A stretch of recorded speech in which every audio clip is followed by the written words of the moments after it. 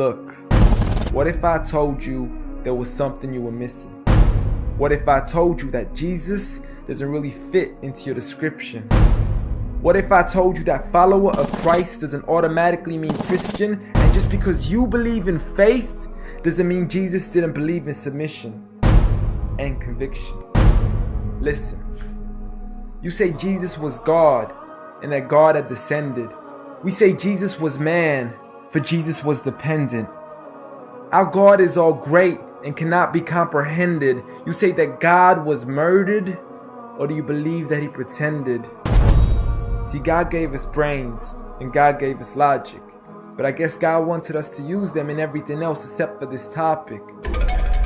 It's like wearing a cross and proclaiming that you love Jesus, when if God was murdered on the cross really shouldn't please us. I mean, would you be wearing an axe if it was used to chop your mother up into pieces? See, this is what happens when you believe in faith, but fail to believe in reason. See, we used to worship the Creator until Satan turned us to the creation. We began to worship the people and neglect the one who made them. We began to believe that God had died, but how could a God even be created? A miraculous birth, and therefore the Son of God was begotten. See, the creation of Jesus was easy, but you seem to have forgotten that God says be, and it is, just like with Adam, a concept too complex for the church to merely fathom. But he was the creator of the universe, for all we know, even more. And so what if we can't see him? I mean, what you acting like our universe is small? I mean, there's still so much we're still yet to explore. I mean, there's still so many things as human beings we still haven't seen, touched, heard, or saw. I mean, our eyes can't even handle the sight of the sun. So how can we possibly handle the sight of our Lord? See, Jesus used to pray, but in your opinion, who'd he pray to? I mean, if Jesus was God, surely prayer would be of no use. Or did he only require it when he needed to know the truth? Like when God wasn't sure whether it was the season of the fruit. Or maybe he prayed when there was something he couldn't do. Like when he said, I of myself can do nothing. But you took it as there's nothing he couldn't do. See, no one used to worship Jesus, so ask yourself, why do you?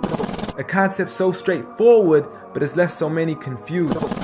See, Jesus preached one God, but the church has failed to practice. And I mean, you don't have to be that dumb to know that 1 + 1 + 1 equaling 1 isn't necessarily going to give you a pass in mathematics. See, the church said 3, when Jesus said 1. Jesus said God, when the church said Son. Jesus never said worship me, rather he said pray. But you've chosen to worship Jesus despite everything he used to say. You began to think with your emotion and forgot to think with your mind. I guess you didn't pay attention when Jesus says our Father, yet never says mine. You claim to be a follower of Christ, yet you still choose to eat swine. And you call yourselves Christians, but in your churches you're busy drinking wine.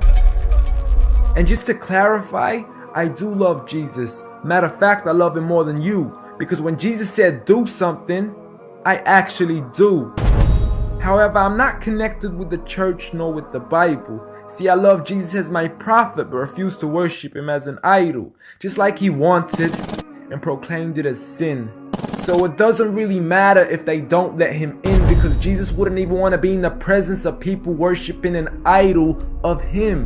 An act of God, bolt of lightning went straight through the outstretched hand of Jesus. This cannot be a coincidence. Before I move on, there's something I need to mention.